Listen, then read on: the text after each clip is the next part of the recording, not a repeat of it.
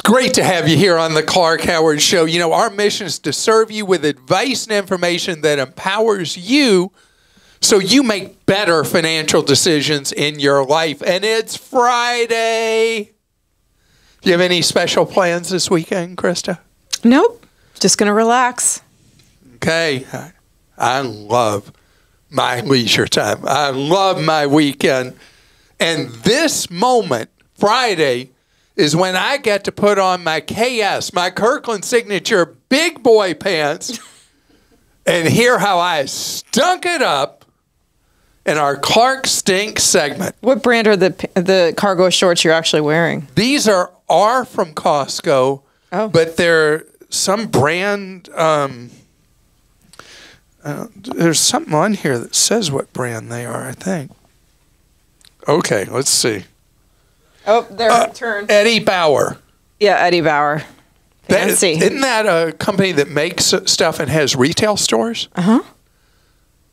You're fancy. They're selling through Costco. These were $9.99. They weren't a 97, but they were $9.99. Ooh, splurging. Well, I was under double digits. But they do count as luggage because you have so many pockets on them. There's only one extra pocket. Okay. Man, you're harshing on me today. I'm kidding. No, you're not. All right.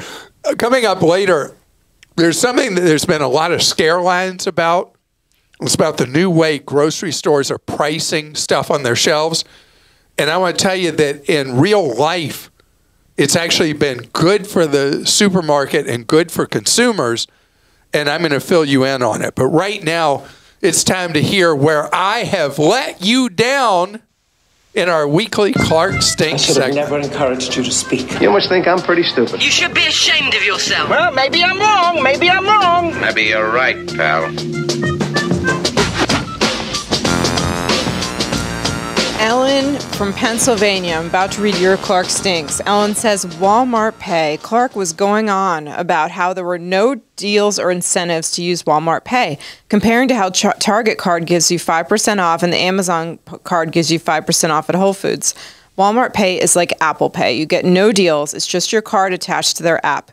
Walmart Pay is a convenience. It's my debit card on my phone. So when I go into Walmart, I just need my phone and keys. Or when I'm at checkout, I don't need to search my purse for my wallet. I can use my phone. It's just their version of one of these pay systems. It's amazing. Well, thank you for that. And I use my phone to tap to pay all the time now. I almost never pull out a piece of plastic. And it is crazy convenient. I was just comparing the discounts you get with the Target Red card and with the Amazon card, each giving you 5% off on what you buy. Walmart has a card that you get a little discount on, but Walmart Pay is, as you said, a convenient service like me tapping to pay with my phone. Alex in Georgia says, after your constant nags to price compare before shopping on Amazon, I decided to look up all of my upcoming subscription products that I already saved 15% on for subscribing and another 5% for using my Amazon credit card. I gave up looking at Sam's as none of my items are the kinds of products they sell. All of 10 of my products, Walmart only sold one item cheaper. What was shocking was how much of a difference there was in most of the items. The item I found cheaper was $7.50 less, but the items that were less expensive at Amazon were also much cheaper. I must have a little Clark in me because I'm more happy that I'm going to save $7.50 on this one item than the 45 minutes it took to find savings that is gone forever. LOL. Well, okay. So I love that you did the comparison shopping. You found with Subscribe and Save that you were beating the Walmart price on many of the items. That's fantastic. What I tried to do by talking about the price survey that found that Amazon's prices had moved on so many items higher than Walmart's prices is get you thinking. You thought, you compared, and for what you're buying, that was not true. And so you know you're getting the best deal on most of the items that you regularly subscribe to. Good for you. All right. This came in from David in California.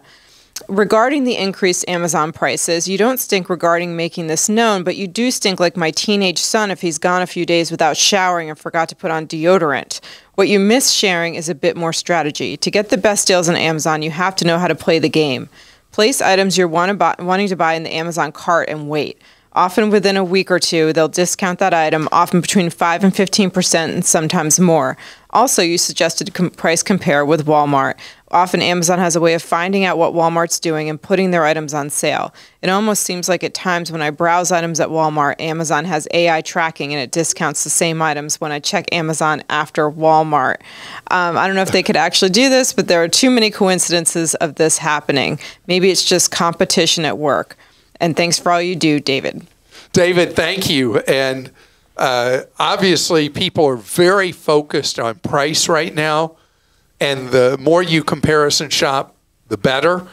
And cheaper than Walmart are going to be the warehouse clubs on the limited selection of items the warehouse clubs sell. Most times, you're going to save even more at the warehouse clubs. Donna in California says, on the podcast regarding canceling subscriptions, Clark stated that sometimes in the fine print it is required that the customer cancel the subscription via registered mail.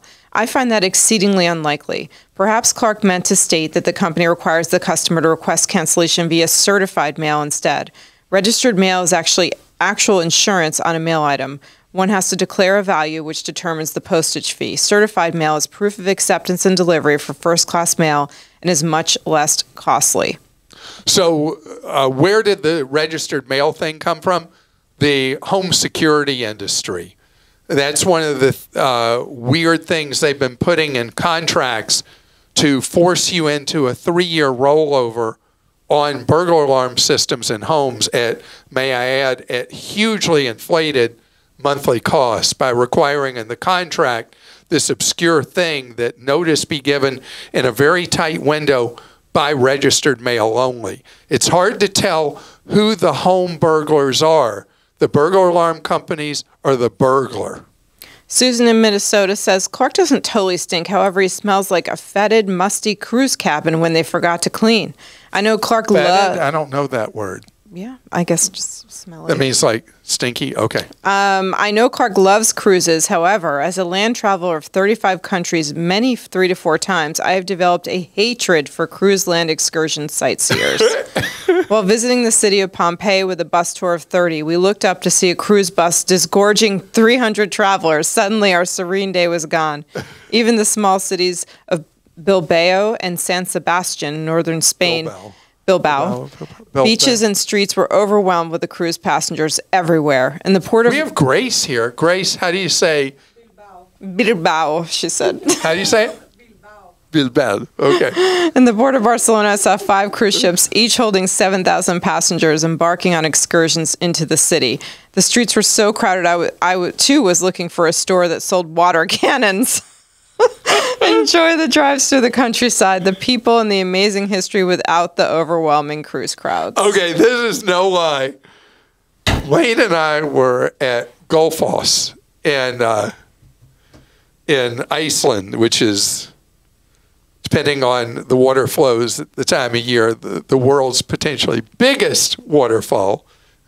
Absolutely amazing. But what was even more amazing is I'm walking around the parking lot noting all the buses from the various cruise ships. And there were 21 buses there at the same time from one cruise line.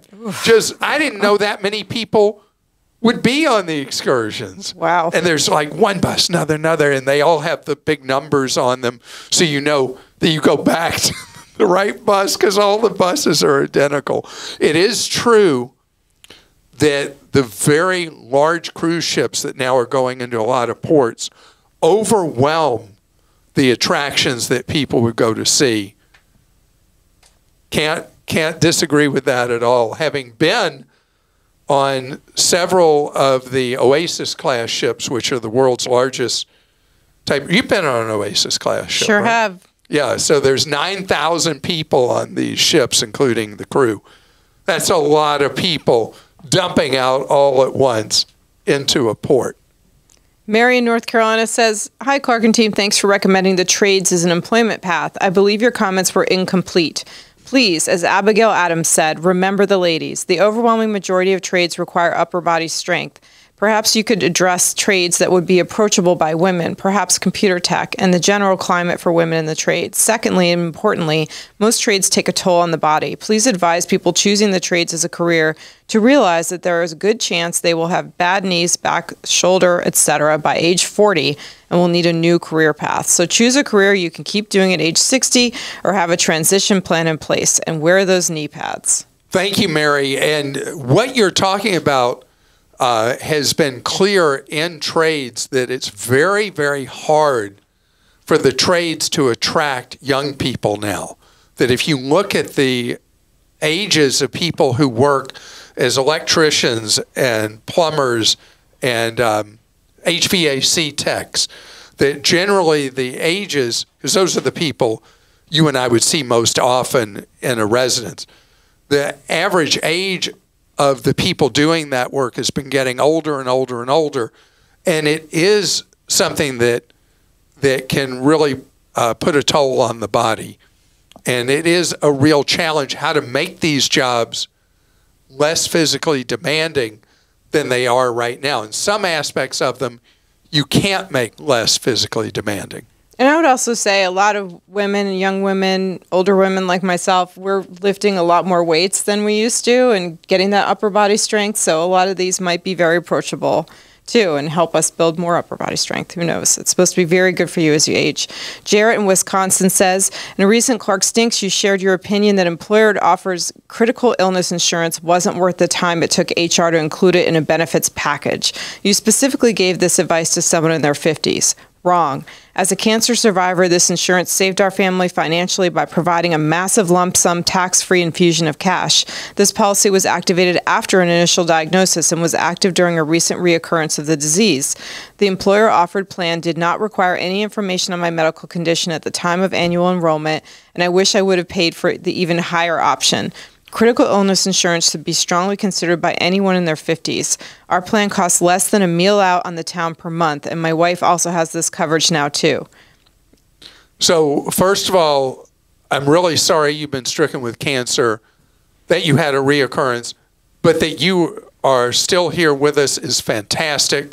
I hope that you fully conquer your cancer and have a great, wonderful, long life in front of you.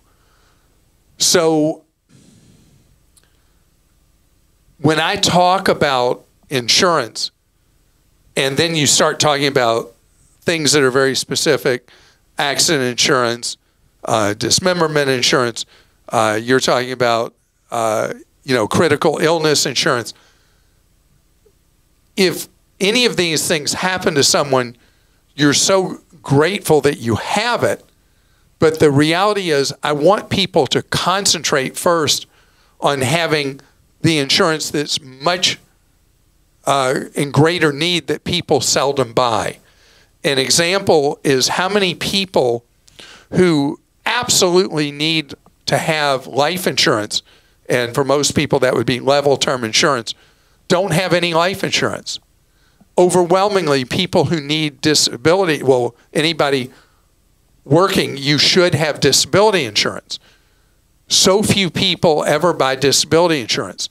And the chances that you become disabled during your working lifetime are 3 times greater than you dying in your working lifetime.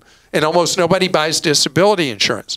I like for you to make sure you get the wide things in place first.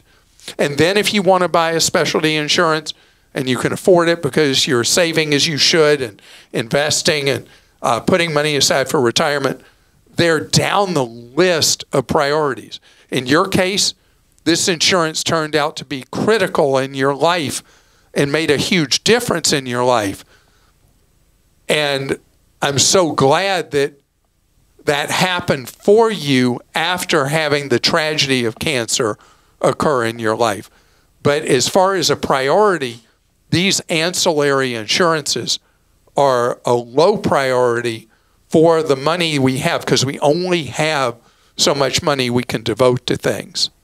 Eli in Minnesota says, a listener asked if the Capital One Venture X is still worth to keep with the lounge access changes, along with another question. He said to skip it and after he answered the second question, but he never got around to address the first question about the lounges. Oh, okay. So the lounge access, as somebody who travels quite frequently, I can tell you the Capital One lounges are the class act of credit card lounges.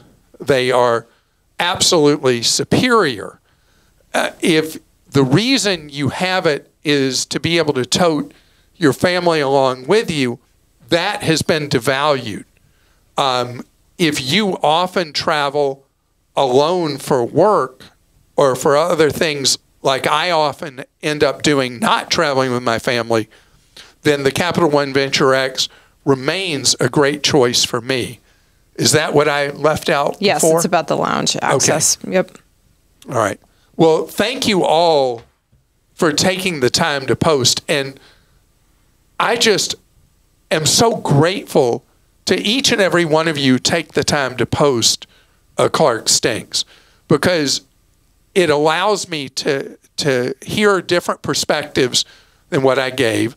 It allows me to fill in details like that one that I forgot about Capital One, just to be able to broaden my depth of knowledge and what we discuss with each other, because what I'm about is that we all help each other. That, we got enough people in life with hidden agendas and we don't know who's friend or foe and whatever. What we're all about is empowerment through knowledge. And if I fail to live up to providing the best information or the most complete information, I need to know and need to serve you better. And that's why Clark Stinks is something I always look forward to, because I never want to get stale. I never want to sound like one-note Clark. I want to continue to expand my base of knowledge, to update my base of knowledge in order to do a more effective job serving you as we all serve each other. Coming up ahead, I want to talk about a change coming to the grocery store aisle, and it's coming faster than I expected, and you need to know how to play the new grocery aisle game. We, the American people, are stressed about the dollars vanishing from our wallet. Everything seems to be more of a challenge to be able to buy what we must in order to exist. And people now dread going into the supermarket. They don't dread going in because they're worried about checkout lines. They don't dread going because they're worried about finding a space in the parking lot. What people dread now is what the cost of that grocery basket is. And so that's led to a lot of suspicion about the digital pricing that is popping up in more and more supermarkets. And I am one of the guilty parties who, when I first talked about a supermarket going to digital pricing on their shelves, I jumped to the conclusion when I talked about it happening first, I think in Ohio maybe was the first state that a store put in the digital pricing tags a few years ago. I jumped to the conclusion that it had a nefarious purpose and that supermarkets would start using it to do peak and off-peak pricing. That when the people got paid on Friday, supermarkets would raise pricing on things on Friday. And digitally, they could just do it instant. But it turns out that the digital pricing is actually working out in real life, where it's been heavily implemented as a this is amazing, capitalism works best this way, as a positive for you and me and a positive for the store owner. How could that be? Because retailers in the grocery business are always in a fight against time. And that fight is that a lot of items are perishable or semi-perishable. And as they age on the shelf, those items become potentially unsellable. And so the supermarket paid for those items and they have no value. So you can write a Clark Stinks about it, but so many people have done so before. I drink soft drinks. And so I'm in a store buying soft drinks, and I always check what the best buy date is or pull date, because diet drinks, the sweetener breaks down after a while, and then it tastes like motor oil drinking it. That should tell me something about the chemicals I'm absorbing. But anyway, I look at the soft drinks, and they had expired 9 weeks before, and they were still for sale on the shelf. So me being me, I start going to the back. They all were expired. Every last one they were selling was expired. So that product either makes an unhappy customer, or it has to get thrown out by the store and they get no money. So this is how the electronic shelves have been working in real life. Supermarkets are, for items that are highly perishable day only, they know, because the electronic pricing, I don't know if you've seen these yet, but I'm seeing more and more of it where it's all electronic, no paper pricing on the shelves. The store knows through the register how many of the items they've sold through that day, how much inventory is left, and the system automatically keeps discounting those items that are on the shelf. So let's say you pick something up, say it's a bakery item. You pick it up and the electronic price is $3. Let's just say it's $3. And you go through the register and it only charges you $2.60 because they're so quickly discounting items that go out of the ability to sell same day. They're continually discounting them by a math formula based on how quickly they're selling versus the original inventory. It's actually working for them, getting a lower amount of money for it, but getting it sold for money instead of thrown out. And at the same time, you're getting a lower price. Now, items that are not same day, the inventory price moves are slower, but the price moves are down, not up. I don't know of any examples, in spite of my worry that this was going to be used to stick it to you and me. So far, it's not playing that way. It's the ultimate win for you, win for the store. And that's great. The only loser in this, if it helps retailers sell more items before they would have to be donated or given away, are food banks that are donated food at the end of a day by a supermarket will not have as many donations. But from the overall standpoint of customers of the store, so far a positive, not a negative. One other thing, how many times is the price you're charged at the register different than the price it shows with an old paper label on the shelf? That's eliminated by these integrated systems. Whatever's on the shelf, that price, that electronic price, is what you'll pay at the register or less. You ready for some questions? I'm ready. Okay, Bart in Massachusetts wrote in with this one. What is the best and safest way to pay small companies like landscapers for work around the house? I'm not always at home to pay with cash. Is Venmo a good option? I know you hate Zelle. Should I open a separate bank account to handle the transactions? Yes, I hate Zelle. Zelle has never done the things they should to make it safe. You should deactivate Zelle on your account. It is big bad Zelle. It's owned by the big banks, and they don't care that there are inherent dangers to you in using big bad Zelle. Enough about Zelle.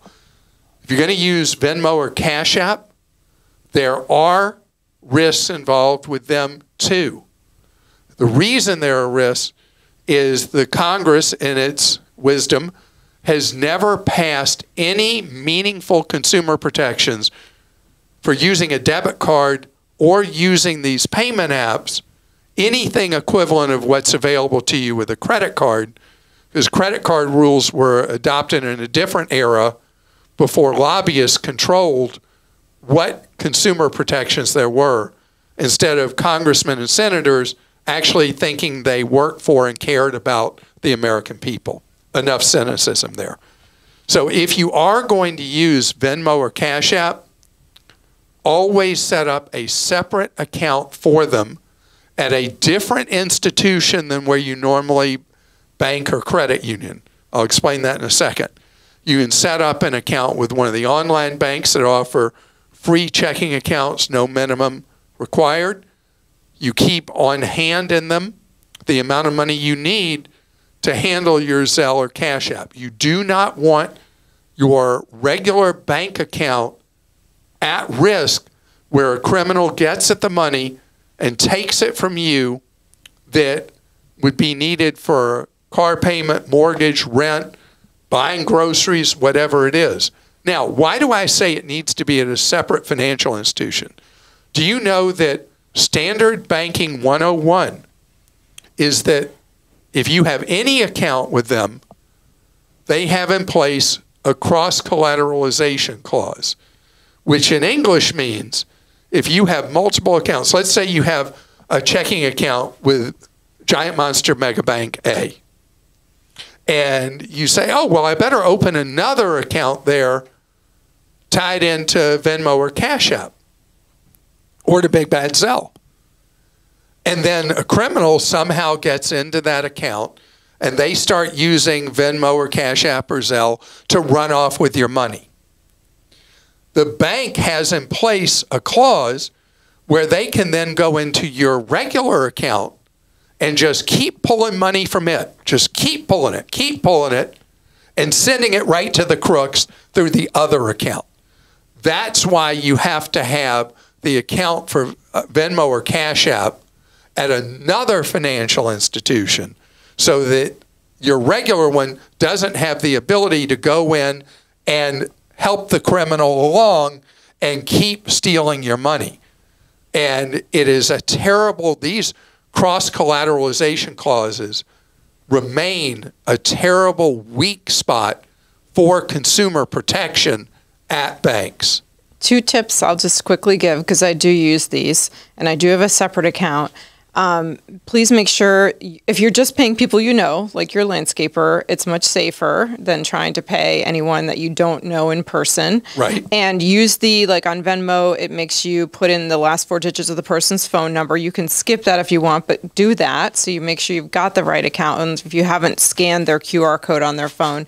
And then make sure that your app on your phone has like a biometric protection on or whatever. Like each time you have to log in, don't leave it open on your phone just in case someone happened to grab your phone or something.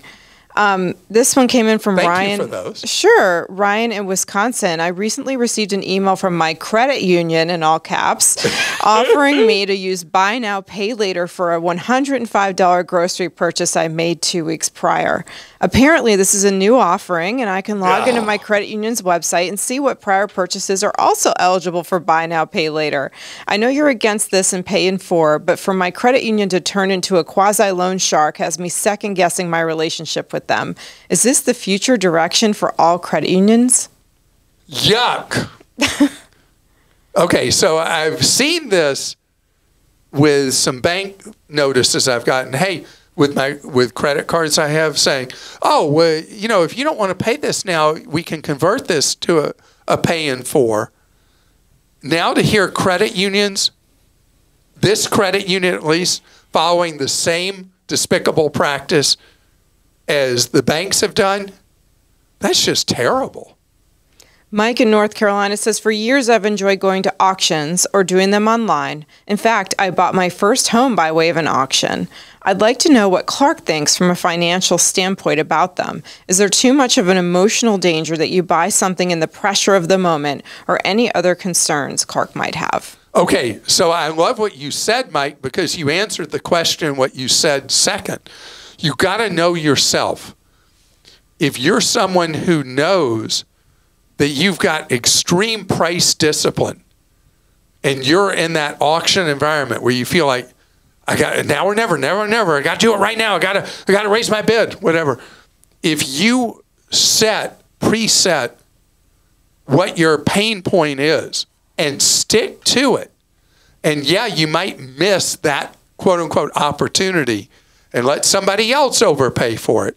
As long as you stick to your discipline and you know you have the intestinal fortitude and personality to do that, go for it. There are times people have gotten incredible deals through auctions in real estate and so many other things. So know yourself. And if you're somebody who knows that emotion would get the best of you, not for you. If you're somebody who's got ice water in your veins and you can stick to your price points, why not do an auction? And why not now go look for more information on any topic for your wallet that we have dug deep into at Clark.com? Or why not go to Clark Deals and see what hot deals we have available for you. And I just used Clark Deals last night, and my son is moving into an apartment at college with two friends, and they've divvied up what each of them has to bring, you know, in terms of dining table and chairs and all that. And they've been out scouring used furniture stores and that kind of thing. My son bought 2 nightstands on Wayfair for $109 each. And I mean, and bought the bed frame on a clearance on Woot for $37. And he said it was the easiest put together thing like that he'd ever done. But anyway, they're doing all that. We're also responsible for buying the TV for the living room. That ended up being our responsibility, which I think they assigned to me because they knew. Oh, I just told my parents who are moving down to be with me that when they need a TV, we're going to put you on the mission. It's going to be my job. But I actually went to Clark Deals and found a deal that I hadn't found on my own search. I love it. So, and my son doesn't need to buy furniture. And ironically, or maybe not, he took over your son's lease at a place that's furnished. How does he like the place? He loves it. Very happy with it. All right. That's good. Grant said the neighborhood where he is not so great. Oh. And the neighborhood where Matt is, you know, is a very good neighborhood. Yes. Yeah. So, but, you know, Grant's dad wanted to save money. No, just kidding. That's not why. Oh, boy. Anyway. Grant wanted to live with his friends, which is understandable. Yeah. Yeah, we're not saving any money. Oh. You're getting a better place at the same rent, aren't you? Mm-hmm. Thank you. You're welcome. How about we both have kids that are the same university. Same year. In the same year. Well, we'll see if my son ends up in the same year. I think we might be looking at a longer stretch. I know that's not going to be Grant. We'll see. Let's both hope that doesn't happen for our wallets. Exactly. Well, enough about all that. Thank you so much. We're talking about all our personal stuff. It's okay. It's the end. Somebody could skip all this. Sure. Why would you? I know. I mean, why? So anyway, what we're all about is you learning ways to save more And obviously spend less, as I was just talking about. And don't let anybody ever rip you off. That's our goal. That's what we do. And I hope that it works for you. Have a great one. And we will be at your service on Monday.